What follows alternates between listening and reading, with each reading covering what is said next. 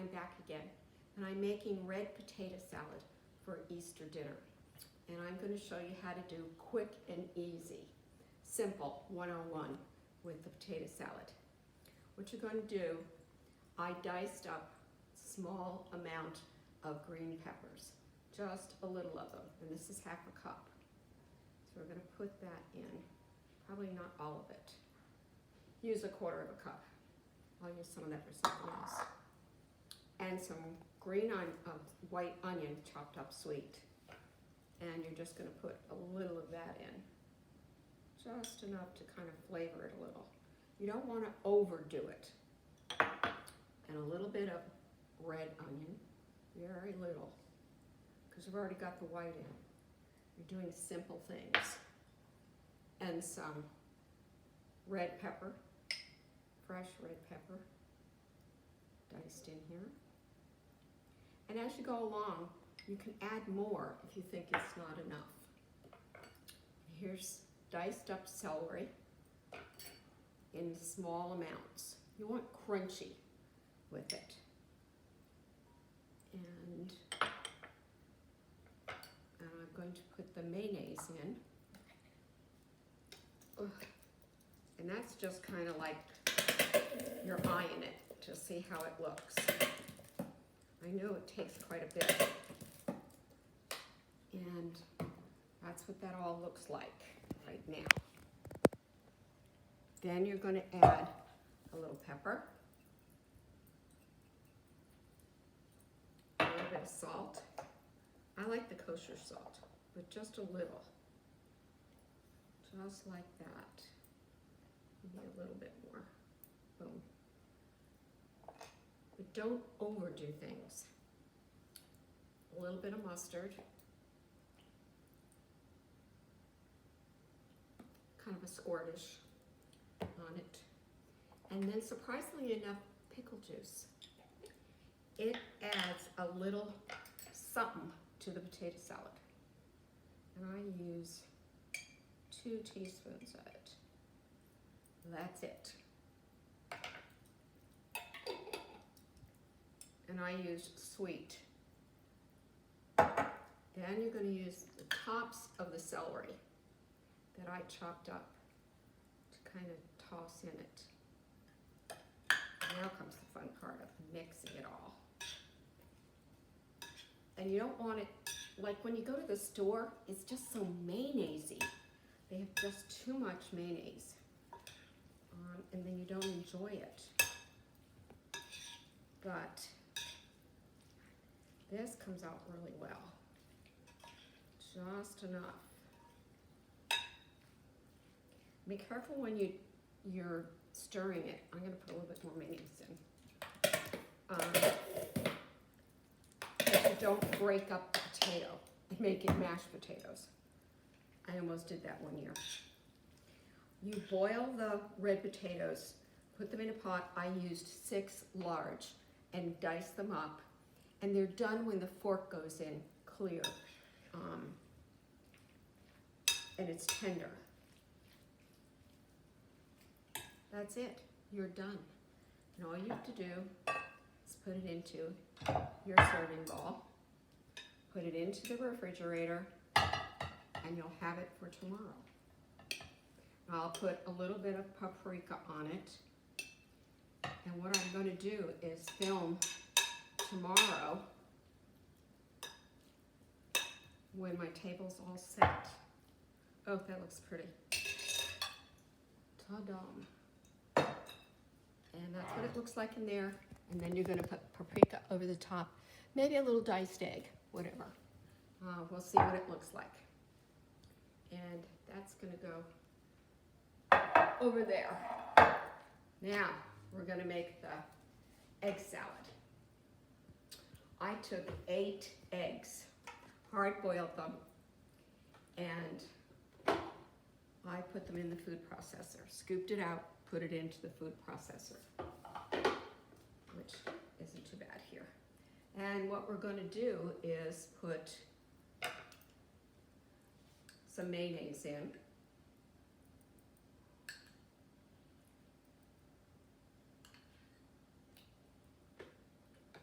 just about 2 teaspoons full.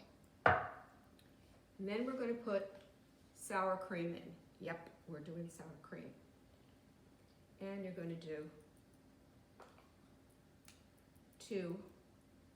Yeah, I'll do a little bit more. It has to be on the side. Then you're going to, to flavor it. I put ranch dressing in it because it's got all the flavoring you want already there. And we'll just do that. 1, 2. Everything's in 2s, so it's easy. Except when we get to the sriracha here. Oh yeah. Give it a little kick.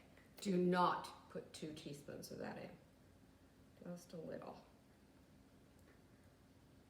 I'm just going to do a dot here and a dot there. That's all. And this is where I scoop them out. And tomorrow I will fill them. And I'll show you what they look like on my table when it's finally finished. And what we're going to do is whip this.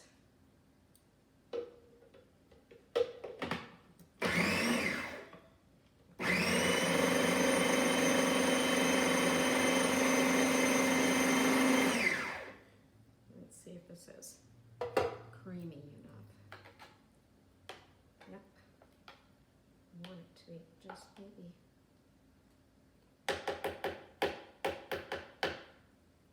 I'm going to put a little bit more sour cream. And where'd my mayonnaise go? Ah, a little bit more mayonnaise. Actually, that was half a cup of mayonnaise. Oh, and I need salt and pepper.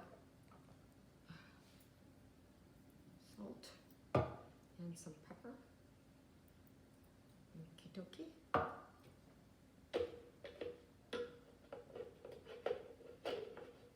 Sometimes it goes on, sometimes it doesn't. Okay, now I've forgotten how I did this.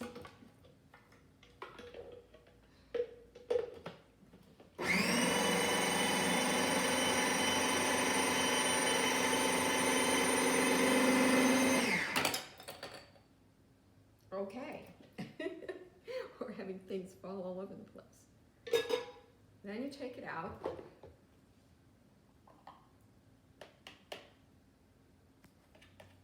And what I'm going to do is put a little bit of very, very fine green peppers in it to give it some crunchy. But don't whip that in. Just put a little, and because it still has to go through and you just stir it around in there, not whipping it, because you don't want it to be so thick that you don't enjoy it. Oh, it came out really good. Looks really good. And then we're going to put it into our piping here. And we will fill the eggs tomorrow and decorate them so that they all get done at the same time. Get down in there, just like that. And the next thing I'm going to make here is my son's favorite, pineapple souffle. He loves that. So I'm going to make that next. And by the way, you leave that overnight so that it comes out when you bake it. It's just the bread sets better with the eggs. Okay, we did it. Ta-da. And tomorrow I will cut it. By the way, put it in the refrigerator. Make sure it's refrigerated. I don't know if anybody would leave it out, but you never know. Do not leave it out. And I'll see you in a few moments when I put all this stuff away and start with the pineapple souffle, which will be easy peasy. You'll love it. I'll talk to you in a few minutes. Bye. Go. Hi, I'm back and I'm making a pineapple souffle. This is my daughter's recipe. And we start with 2 sticks of softened butter. And it looks like that. You stir it around. Then you're going to put 1 cup of sugar in and stir it around. So it's kind of lumpy, but pretty smooth. Then you put, it looks like that with the sugar and the butter. 5 eggs in. Yep, 5 eggs. Because that's what gives you the souffle.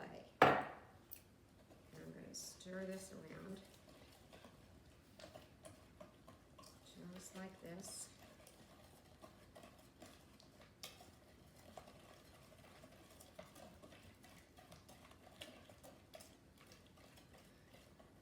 And I'll put the last egg in. Ta-da. That in the sink. So you now have 5 eggs. You're going to set your oven for 350 and you're going to bake it for 1 hour. But the best part I like about this recipe is you can make it the day before or the night before and let it sit overnight. The soaking into the bread is what makes it so great. You can use, it's 6 to 8 slices of bread.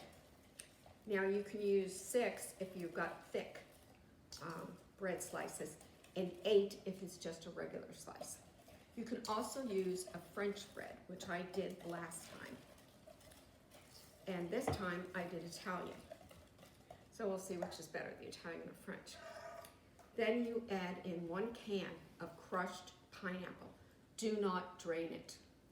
You dump the whole thing in. So it kind of makes like a thick slushy. And it kind of gives a look of like it's curdled, but it's not. It's just, it looks like that. And you stir that all around. Beat it a little. You don't have to do too much of it because it does soak in. Then this is the Italian that I cubed up, and I used the Italian loaf. And I used a half of the large loaf, torn and just ready to go in here. And this is gonna be the fun part. Whoa.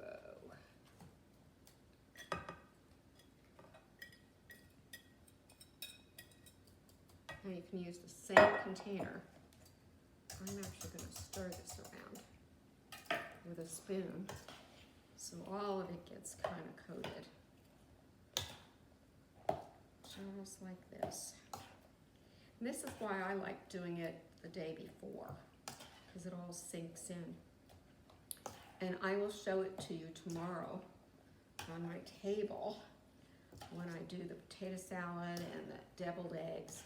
I'm doing a ham, a honey baked ham. I cheated because they're so good and I love them. So we're doing that. Whoops. Make sure it's really moistened, that all the pieces are pretty well coated. Then you take some Pam and spray that onto your container. Like I said, you can use the same one that you had bread in. And you just pour it in, just like this. And that didn't take that long to make. But it comes out so good with a nice crust on the top. And you just put saran wrap over it. And it looks like that in there. Like I said, I'm doing it for tomorrow. So $3.50 for 1 hour. And I'll show you what it looks like when it comes out. Until then, stay safe, be kind to one another, And if you can, subscribe to me. And I will see you tomorrow, Easter Sunday. Happy Easter, everyone. Bye.